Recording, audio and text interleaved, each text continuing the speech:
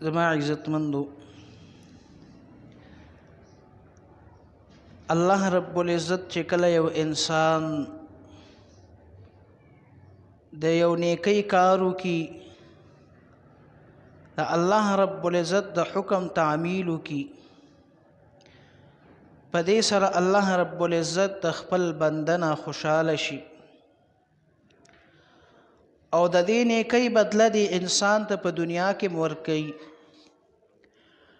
او په آخرت کې ورته دا ذخیره جوړ شي آخرت کې ورته بدله ورکوي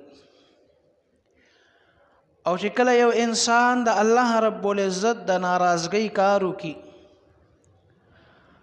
او دا انسان د ګناه کار وکړي په دې باندې الله رب العزت ناراض شي او د هغې هغه وبال د هغې هغه اثر په دنیا کې د انسان تخکاره شي د باندې تکلیف راشي مصیبت راشي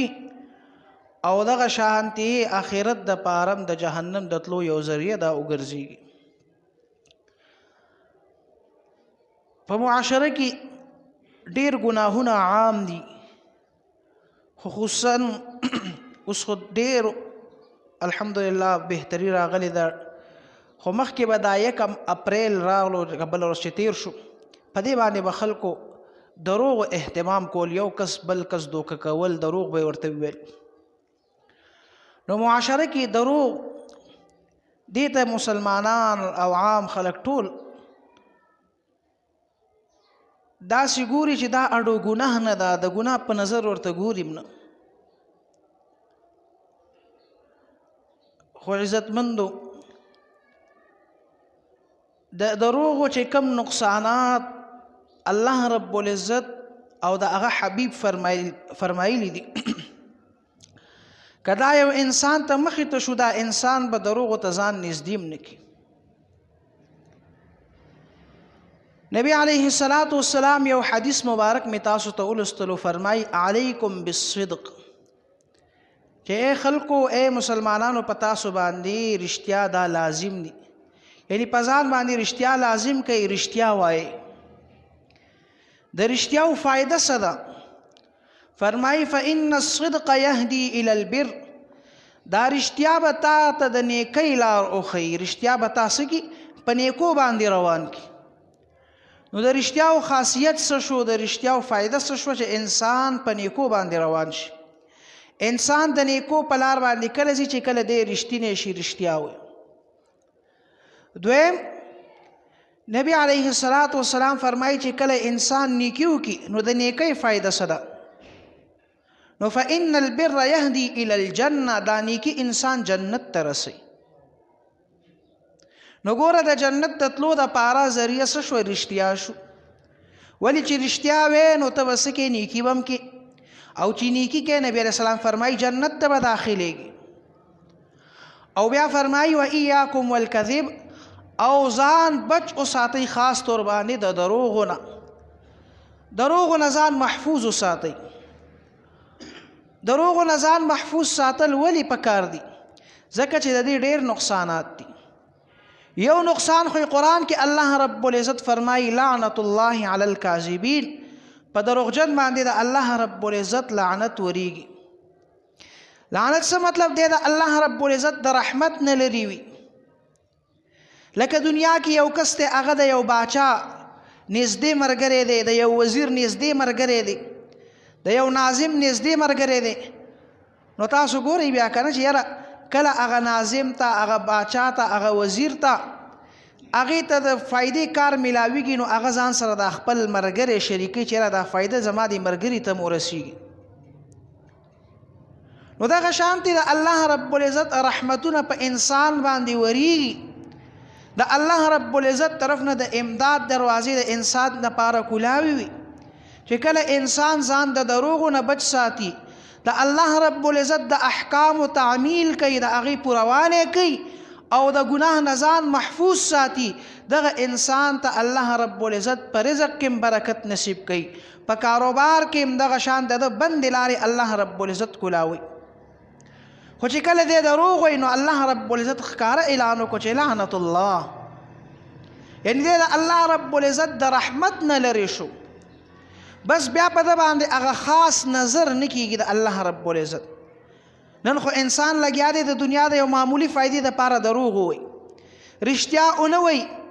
خو لیکن ځان یې د الله رب العزت د رحم نه محرومه کو،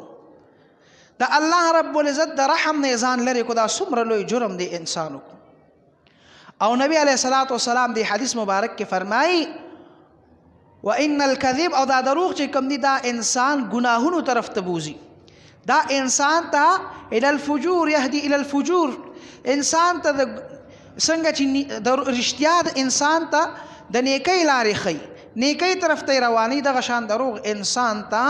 د بدۍ لارې ښیي، ګناهونو طرف ته رواني. او بیا دا ګناهونه انسان چرته رسوي؟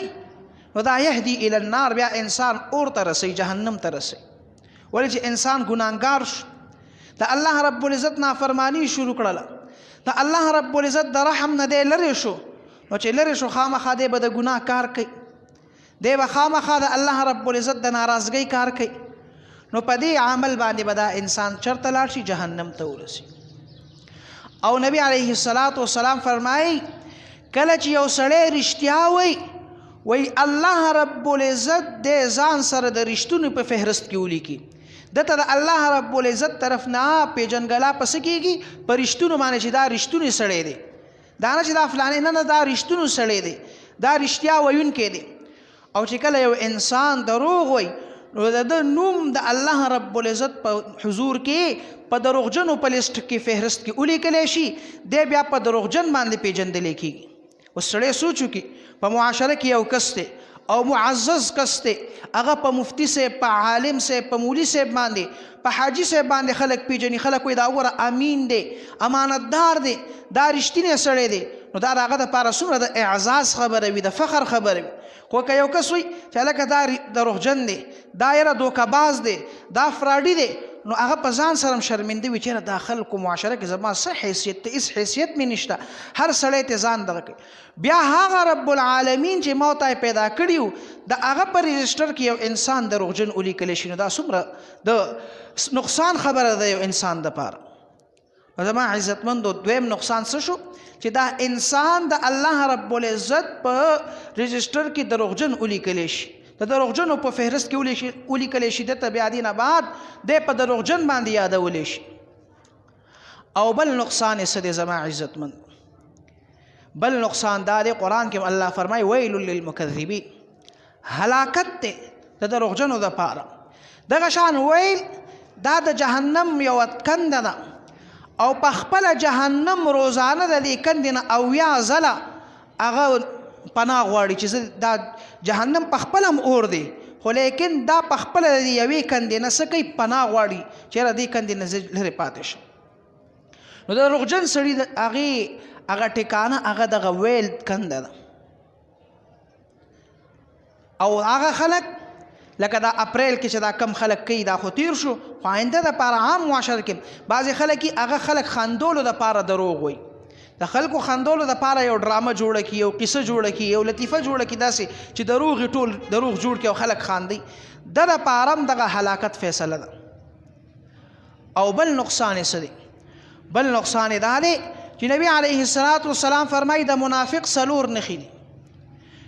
په هغې نښو کې یوه نښه هغه دروغ ویل دي.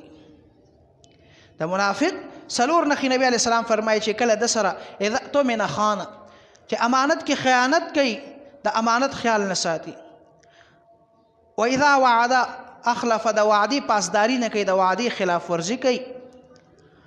او چې کله چا سره جنگ شي، خبرې شي، نو دی په هغې کې بیا کنزل کوي. او 4م دا چې دی دروغ وایي. نبی علیه الصلاة والسلام فرمایي دا د منافق سړي نښې چې چا کې دا 4 واړه موجود وي نو دی کامل منافق دی، او چې چا کې یو د خدای کې موجود وي که صرف دروغ وایي نو دی یو درجه منافق دی. که څوک د اماناتو خیال نه ساتي دی 2 درجې منافق شي. که څوک دغه شانتي په جنگ جګړو کې کنزل کوي، په عامو خبرو کې گپ شپ، تاسو لیدلی نن سبا خو اکثر په معاشره کې گپ به یو بل سره لګوي. تاسو په دې بازار سړی تېرېږي اکثر وایي چې کاش په دې زه تېر شوی هم نه وی، یو بل سره په گپ کې کنزل یو بل ته کوي، یو بل ته به ښځه یاده، یو بل ته به مور یاده، یو بل ته به خور یاده. دا د منافق سړي نښه ده. دا د منافق سړي علامه ده چې یو بل ته کنزل کوي. نبی اسلام فرمایي دا 3 درجې منافق او که څوک ورسره دروغ هم وایي 4 واړه علامې پکې موجودې دي نو دی کامل منافق دی. یو بل نقصان نبی علیه الصلاة والسلام ښیي وایي کله چې یو انسان دروغ وایي فرشتې د رحمت د ده نه یو میل لرې وتښتېږي، یو میل لرې ترې لاړ شي. دا څه وجه دا د ده د خولې نه ګنده بوی روان شي، د بدبوی روان شي. دا دروغ نه دا بدبوی په شکل کې د خولې نه روان شي. خو ما او تا ته پته نه لګي ولې د ایمان هغه تازګي او د ایمان هغه کاملیت دې دپاره شرط دی. زما عزتمندو په معاشره کې نن سبا دروغ عوام دي، نو دروغو نه اجتناب وکړو.